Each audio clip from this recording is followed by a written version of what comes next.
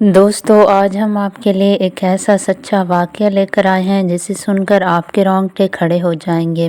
ایک چھوٹے سے گاؤں کی بات ہے۔ ایک محلے میں کچھ لوگ رہتے تھے۔ یہ سب مل جل کر رہتے تھے۔ اچانک ایک دن اس محلے کے گھر سے بدبو آنے لگی، جو اتنی بری تھی کہ لوگوں کا وہاں سے گزرنا مشکل ہو گیا۔ جب بھی لوگ کام کے لیے باہر نکلتے یا عورتیں گھر سے باہر نکلتی تو وہ اپنے منہ کپڑے سے ڈھانپ کر نکلتی، کیونکہ یہ بدبو اتنی زیادہ ہوتی تھی۔ سب نے سوچا کہ شاید کسی کے گھر میں کوئی چوہا یا بلی مر گئی ہے، تو سب نے اپنے اپنے گھروں کو صاف کیا، لیکن کچھ بھی نہیں ہوا۔ جیسے جیسے دن گزرتے گئے ویسے ویسے بدبو بڑھتی گئی۔ پھر آہستہ آہستہ لوگوں کو احساس ہوا کہ کسی جانور کی نہیں بلکہ انسان کی بدبو ہے۔ یہ سن کر سب کی آنکھیں کھلی کی کھلی رہ گئیں، لیکن پتہ نہیں معاملہ کیا تھا۔ اس گھر سے انسانی لاش کی بدبو کیوں آ رہی تھی؟ آخر ایسا کیا حادثہ ہوا تھا جس نے سب کو ہلا کر رکھ دیا؟ لوگوں نے کافی کوشش کی پتہ لگانے کی، لیکن کچھ بھی پتہ نہیں چلا۔ لوگوں نے سوچا کہ شاید بدبو ان کے گھروں سے آ رہی ہے، لیکن کچھ بھی نہیں ہوا۔ بدبو دن بدن بڑھتی گئی۔ ایک دن ایک آدمی نے ساتھ والے گھر سے پوچھا کہ بدبو کس چیز کی آتی ہے۔ پھر اسی طرح سب آپس میں باتیں کرنے لگے۔ پھر سبھی نے مل کر جو کونے میں گھر تھا اس میں رہنے والے آدمی سے بات کرنے کی کوشش کی۔ جب لوگ وہاں پہنچے تو اس نے دروازہ کھولنے سے منع کر دیا۔ لوگ واپس آ گئے۔ پھر انہیں پتہ چلا کہ جتنی بھی بدبو آ رہی تھی وہ ساری اسی گھر سے آ رہی تھی۔ وہ لوگ پھر سے گئے اور بہت دروازہ بجانے کی کوشش کی، لیکن دروازہ نہیں کھلا۔ لیکن انہوں نے بھی پھر اس بات پر زیادہ دھیان نہیں دیا اور وقت گزرتا گیا۔ جیسے جیسے بدبو بڑھتی گئی لوگوں نے یہ ٹھان لیا کہ اب وہ اس گھر میں رہنے والے آدمی سے بات کریں گے اور اسے اپنے گھر کی صفائی کرنے کے لیے کہیں گے۔ اس گھر میں جلیل نامی آدمی رہتا تھا۔ ایک دن وہ اپنے گھر میں ہی تھا کہ باہر ایک آدمی آ کے کھڑا ہو گیا۔ اچانک سے وہ گھر سے نکلا اور اس آدمی نے اس سے کہا کہ تمہارے گھر سے بدبو بہت آ رہی ہے اور اس بدبو کی وجہ سے اب یہاں سے گزرنا بھی مشکل ہو گیا ہے۔ تمہیں اپنے گھر کی صفائی کر لینی چاہیے، ہو سکتا ہے کوئی جانور تمہارے گھر مر گیا ہو۔ جلیل نے کہا اچھا تم لوگوں کو بڑی بدبو آ رہی ہے، مجھے تو کوئی نہیں آ رہی۔ خیر جب میں شام کو کام سے لوٹوں گا تب صفائی کر لوں گا۔ اتنا کہہ کر جلیل وہاں سے چل پڑا۔ وہ شخص وہی سوچنے لگا کہ ہم لوگ اپنے گھر میں رہتے ہوئے اس بدبو سے پریشان ہیں اور اب وہ اس کمرے میں کیسے رہتا ہوگا۔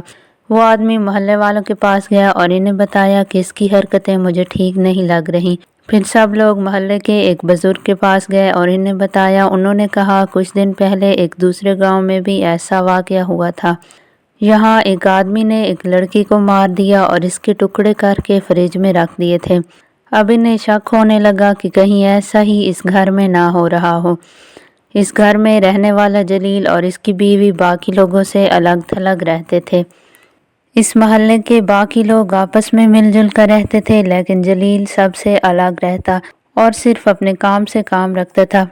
اس کی بیوی بھی زیادہ کسی سے ملتی جلتی نہیں تھی، بس چپ چاپ رہتی تھی۔ جب کچھ پتہ نہ چلا تو سب نے مل کر پولیس کو بلا لیا۔ پولیس آئی اور محلے کے لوگوں نے انہیں اس گھر کے باہر لے جا کر سب کچھ بتایا۔ پولیس والوں نے بھی بدبو سے اندازہ لگا کر محسوس کر لیا کہ کچھ تو گڑبڑ ہے۔ سب نے مل کر اس گھر کا دروازہ توڑ دیا۔ جیسے ہی دروازہ ٹوٹا اندر سے بہت زیادہ بدبو آئی اور لوگ منہ لپیٹے پیچھے واپس جانے لگے۔ پولیس والے گھر کے اندر گھسے اور کمرے میں گئے۔ انہوں نے دیکھا کہ زمین پر ایک لکڑی کاٹنے والی آری پڑی ہے۔ پولیس والے آس پاس ڈھونڈتے رہے لیکن کچھ نہیں ملا۔ پھر وہ لوگ کچن میں پہنچے۔ کچن میں پہنچتے ہی انہیں کچھ عجیب نظر آیا۔ کچن میں 2 بالٹیاں پڑی ہوئی تھیں جن میں خون بھرا ہوا تھا۔ خون کے ساتھ ان بالٹیوں میں چھوٹے چھوٹے گوشت کے ٹکڑے بھی تھے، لیکن ابھی بھی یہ پتہ نہیں چل پایا تھا کہ یہ گوشت کے ٹکڑے کسی جانور کے ہیں یا انسان کے۔ وہ لوگ یہی سوچ رہے تھے کہ یہاں ضرور کچھ غلط ہو رہا ہے۔ وہاں ایک اور ٹب پڑا ہوا تھا جس میں گوشت کے ٹکڑے تھے۔ چولہے پر ایک توا بھی رکھا ہوا تھا جس پر گوشت بھوننے کے نشان تھے۔ سب کے دلوں میں یہی سوال اٹھ رہے تھے کہ آخر وہ انسان کون تھا جسے مار دیا گیا۔ اسی دوران پولیس کو ایک کٹی ہوئی بالوں کی چوٹی ملی۔ اب سب کچھ پتہ چل چکا تھا کہ ٹکڑے ایک عورت کے ہی ہیں، اور پولیس نے لوگوں سے پوچھا تو لوگوں نے بتایا یہاں 2 لوگ رہتے تھے، جلیل اور اس کی بیوی زارا۔ زارا 2-3 دنوں سے غائب تھی، اسے کسی نے نہیں دیکھا تھا، جبکہ جلیل کو گھر سے نکلتے ہوئے دیکھتے تھے۔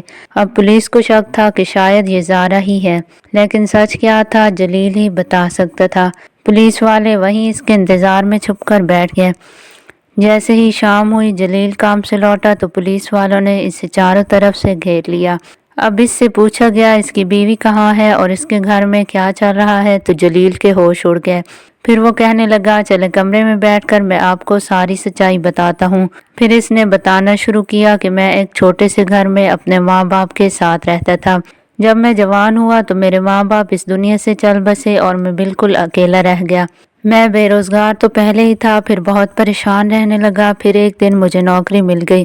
وہ دکان والے بہت اچھے تھے اور آس پڑوس والے بھی میری بہت عزت کرتے۔ ایک دن اس دکان پر ایک عورت آئی جو سامان خرید کر چلی گئی۔ پھر وہ اکثر میری دکان پر آنے لگی اور مجھے وہ اچھی لگنے لگی۔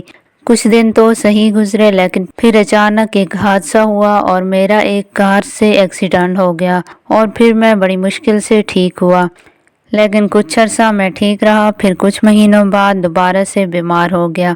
جب میں نے ہسپتال جا کر اپنے ٹیسٹ کروائے تو مجھے پتہ چلا کہ مجھے کینسر ہو گیا ہے۔ پھر مجھے پتہ چلا کہ بیماری کے دوران جو مجھے خون لگایا گیا تھا اس سے مجھے کینسر ہوئی ہے۔ میں نے علاج کروانا شروع کیا اور پھر سے اسی دکان پر لوٹ آیا۔ ایک دن پھر وہی عورت دکان پر آئی، اس کا نام زارا تھا۔ اب ہم دونوں اور بھی ایک دوسرے کے قریب آ گئے، کیونکہ اب دوستی پیار اور پیار کے بعد شادی میں بدلنے والی تھی۔ اور پھر وہ دن آ گیا جب ہم نے شادی کر لی۔ شادی کے بعد ہم خوش رہنے لگے، لیکن اب خرچے کافی بڑھ چکے تھے۔ پہلے تو میں اکیلا تھا، لیکن اب بیوی آ چکی تھی۔ میں نے اپنا ایک چھوٹا سا مکان کرائے پر دے رکھا تھا۔ اس مکان کا کرایہ آ جاتا اور میں دکان پر نوکری بھی کر رہا تھا۔ اس سے ہمارا گزارا اچھے سے ہو رہا تھا۔ میری بیوی شادی سے پہلے اپنے چچا کے پاس رہتی تھی۔ اس کے ماں باپ کے درمیان جھگڑا چل رہا تھا۔ اس کی ماں اپنی 5 بیٹیوں کو لے کر اپنے چچا کے پاس رہتی تھی، کیونکہ ان کا چچا اچھا آدمی تھا۔ پھر ایک دن اس کے چچا کی موت ہو گئی اور کچھ دن بعد اس کی ماں بھی چل بسی۔ اب یہ 5 بہنیں مل کر محنت مزدوری کر کے اپنا گزارا کرنے لگی۔ اسی دوران میری ملاقات زارا سے اس دکان پر ہوئی تھی اور آج ہم دونوں میاں بیوی بن کر رہ رہے تھے۔ لیکن اچانک ایک دن دکان کسی مسئلے کی وجہ سے بند ہو گئی اور میری نوکری ختم ہو گئی۔ اب ہمارا گزارا مشکل سے ہو رہا تھا، کیونکہ نوکری کے بعد پیسوں کی بہت تنگی آ گئی تھی اور لڑائی جھگڑے شروع ہو گئے۔ زارا ہر وقت مجھ سے پیسے کی باتیں کرتی اور کہتی مجھے پیسے دو، میں کہاں سے کھاؤں اور کہاں سے کپڑے لوں۔ وہ مجھ سے کہتی کہ کہیں اور جا کر کام شروع کرو۔ اور پھر کچھ دن گزرے اور مجھے ایک فیکٹری میں کام مل گیا۔ اس فیکٹری میں بہت سی عورتیں بھی کام کرتی تھیں۔ میری بیوی کو ہر وقت شک کی بیماری لگی رہتی۔ وہ مجھ پر شک کرتی، طرح طرح کی باتیں سناتی۔ میں نے اپنی بیوی کو کئی بار سمجھانے کی کوشش کی کہ اس کے سوا میرے اس دنیا میں کوئی نہیں۔ ان باتوں سے میرا دم گھٹنے لگا تھا۔ ایک دن ہم دونوں شام کی چائے کے لیے بیٹھے تھے کہ اچانک پڑوس سے ایک بچی آئی اور کہنے لگی، انکل ہمارے گھر میں مہمان آ گئے ہیں اور میرے ابو گھر پر نہیں ہیں۔ ہمارے پاس پیسے نہیں ہیں۔ ماں نے کہا ہے ساتھ والے انکل سے پیسے لے آؤ، شام کو لوٹا دیں گے۔ میری جیب میں کچھ پیسے تھے تو میں نے اس بچی کو پیسے دے دیے۔ بچی خوش ہو کر کہنے لگی، انکل آپ بہت اچھے ہیں۔ یہ بات میری بیوی کو بالکل بھی اچھی نہیں لگی اور وہ کہنے لگی کہ اچھا انکل اتنا ہی اچھا ہے تو میں تمہاری شادی نہ کروا دوں اس انکل سے۔ وہ معصوم بچی ہکا بکا رہ گئی اور میں بھی اپنی بیوی کا منہ دیکھتا رہ گیا۔ وہ اس طرح کی بیہودہ باتیں کیسے کر سکتی ہے؟ بچی میرے لیے میری بیٹیوں کے برابر تھی۔ میں نے اپنی بیوی سے کہا، یہ کیسی باتیں کر رہی ہو؟ وہ بچی پریشان ہو کر وہاں سے چلی گئی۔ وہ ہر وقت مجھے تانے مارتی رہتی۔ ایک دن میں نے تنگ آ کر اپنی بیوی کو 2 تھپڑ مار دیے۔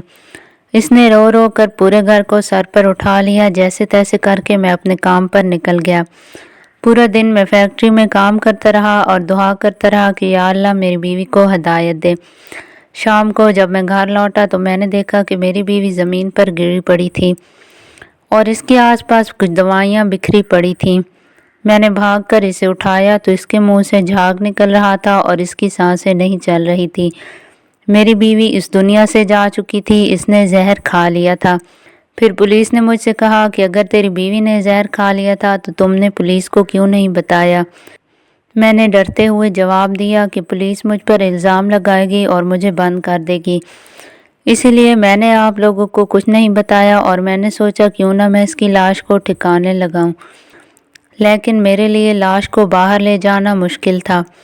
پھر میں نے فیصلہ کیا کہ میں بیوی کی لاش کے چھوٹے چھوٹے ٹکڑے کر دوں گا اور انہیں ٹھکانے لگا دوں۔ پھر اس کے چھوٹے چھوٹے ٹکڑے کرنے لگا، لیکن مجھے پتہ تھا کہ لاش کو میں جلدی نہیں چھپا پاؤں گا اور اس کی بو آنے لگے گی۔ پھر میں آہستہ آہستہ ٹکڑوں کو جب بھی باہر جاتا ساتھ لے جاتا اور کہیں باہر جا کے پھینک دیتا۔ میں صبح صبح کام پر نکل جاتا تاکہ لوگ مجھے دیکھ نہ پائیں۔ پولیس والے اس کی باتیں سن کر بہت حیران تھے، وہ سوچ رہے تھے کہ یہی اپنی بیوی کا قاتل ہے۔ انہیں سمجھ میں نہیں آ رہا تھا کہ کوئی انسان اتنا ظالم کیسے ہو سکتا ہے۔ پولیس کو یقین تھا کہ جلیل نے ہی اپنی بیوی کو مارا ہے اور اب وہ خود کو بچانے کے لیے جھوٹی کہانیاں بنا رہا ہے۔ پولیس جلیل سے بار بار پوچھ رہی تھی کہ سچ بتاؤ، لیکن جلیل اپنی غلطی ماننے کے لیے تیار نہیں تھا۔ پولیس اسے پکڑ کر لے گئی، لیکن وہ اب تک یہ نہیں مانا کہ اس کی بیوی کو اس نے ہی مارا تھا۔